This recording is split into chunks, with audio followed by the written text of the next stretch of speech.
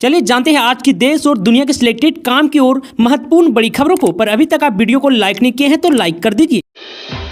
Border पर शांति होनी चाहिए प्रायोरिटी, 5 साल बाद शी जिनपिंग से मिले पीएम नरेंद्र मोदी। दरअसल आपको बता दूं, प्रधानमंत्री नरेंद्र मोदी ने बुधवार को रूस के कजान में ब्रिक्स शिखर सम्मेलन में इतर चीन के राष्ट्रपति शी जिनपिंग के साथ द्विपक्षीय वार्तालाप की। बैठक में पीएम मोदी ने दो टूक शब्द में कहा कि सीमा पर शांति और स्थिरता बनाए रखना हमारी प्राथमिकता होनी चाहिए। बता दें कि मई 2020 में पूर्वी लद्दाख सीमा विवाद उत्पन्न होने के बाद दोनों देशों के बीच शीर्ष स्तर पर यह पहली बैठक है। आपको बता दूं, प्रधानमंत्री नरेंद्र मोदी और चीन के राष्ट्रपति शी जिनपिंग के बीच द्विपक्षीय वार्तालाप ऐसे समय में हुई जब 2 दिन पहले ही भारत और चीन में पूर्वी लद्दाख में वास्तविक नियंत्रण रेखा पर अपनी सेनाओं द्वारा गश्त करने के समझौते पर सहमति जताई थी।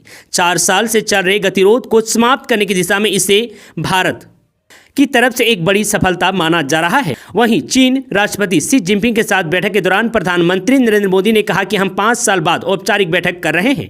हमारा मानना है कि भारत चीन के संबंध न केवल हमारे लोगों के लिए बल्कि वैश्विक स्तर पर शांति, स्थिरता और प्रगति के लिए भी बहुत महत्वपूर्ण है। हम सीमा पर पिछले 4 वर्षों में उत्पन्न उन मुद्दों पर बनी सहमति का स्वागत करते हैं। सीमा पर शांति और स्थिरता बनाए रहना चाहिए, हमारे संबंधों के लिए प्राथमिकता बनी रहनी चाहिए।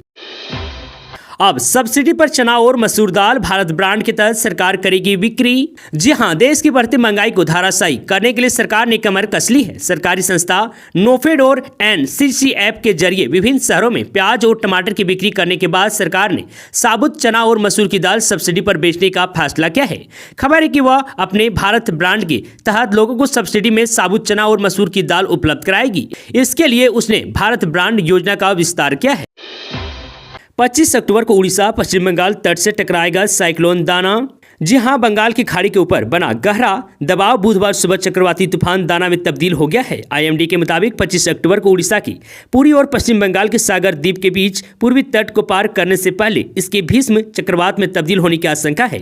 इस दौरान हवा की गति 120 किलोमीटर प्रति घंटे की रफ्तार से चल सकती है। इसके लिए सरकार और स्थानीय प्रशासन पहले ही अलर्ट मोड में है। 150 से ज्यादा ट्रेनें कैंसिल हैं, स्कूल कॉलेज बंद कर दिए गए हैं और करीब 10 लाख लोगों को सुरक्षित निकाले जाने की तैयारी की जा चुकी है। योगी सरकार का दिवाली का तोहफा, सरकारी कर्मचारियों को मिलेगा बोनस। जी हां, उत्तर प्रदेश की सरकार ने राज्य कर्मचारियों को दिवाली का तोहफा दिया है। मुख्यमंत्री योगी आदित्यनाथ ने बुधवार को घोषणा की है कि सभी राज्य सरकारी कर्मचारियों को बोनस दिया जाएगा। यह बोनस पूर्वकालिक अराजपत्रित कर्मचारियों, राज्य निधि से सहायता प्राप्त शिक्षण और तकनीकी संस्थानों, स्थानीय निकायों, जिला पंचायतों, राजकीय विभागों के कर्मचारियों को और दैनिक वेतनभोगियों को मिलेगा। मथुरा में एक्सप्रेसवे पर मिठाई के डिब्बे में पकड़ा 10 करोड़ का सोना। जी हां, यमुना एक्सप्रेसवे पर बड़ी कार्रवाई। मार्ट पुलिस ने चेकिंग के दौरान एक कार से 12 किलो 300 ग्राम सोने के आभूषण पकड़े हैं, जो मिठाई के डिब्बे में छिपाए गए थे। इनकी कीमत लगभग 10 करोड़ रुपये है। यह आभूषण दिल्ली के सराफा कारोबारी अपने साथी के साथ देवरिया ले जा रहे थे।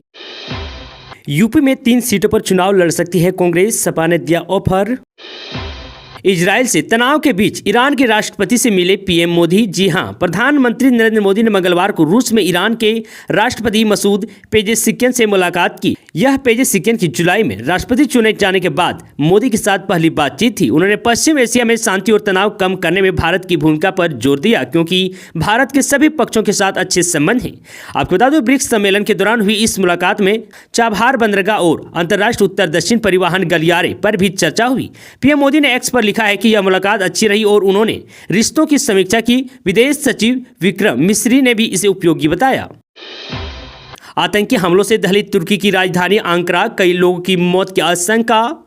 जी हां, तुर्की की राजधानी आंकरा में आतंकी हमला हुआ है। बुधवार को आंतरिक मंत्री अली योर्लिकाया ने बताया कि राजधानी आंकरा में तुर्की एरोस्पेस इंडस्ट्रीज के हेडक्वार्टर पर भी हुए भीषण विस्फोट और गोलीबारी में कई लोगों की मौत हो गई है।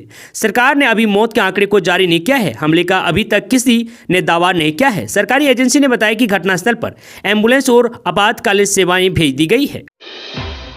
महाराष्ट्र विधानसभा चुनाव 20 नवंबर को होंगे, लेकिन अभी तक राज्य की मुख्य विपक्षी गठबंधन महा विकास अघाड़ी एमवीए के घटक दलों के बीच सीट बंटवारे का मामला हल नहीं हो पाया है। करीब 10 सीटों पर अभी भी विवाद जारी है। उद्धव ठाकरे की शिवसेना यूबीटी 100 सीट से कम पर मानने को तैयार नहीं है, लेकिन कांग्रेस इतनी सीटें देनी नहीं चाह रही है। मध्य प्रदेश के जबलपुर में ऑर्डिनेंस फैक्ट्री खामरिया में जबरदस्त धमाका हुआ। इस बड़े हादसे में गंभीर रूप से 12 कर्मचारी घायल हो गए।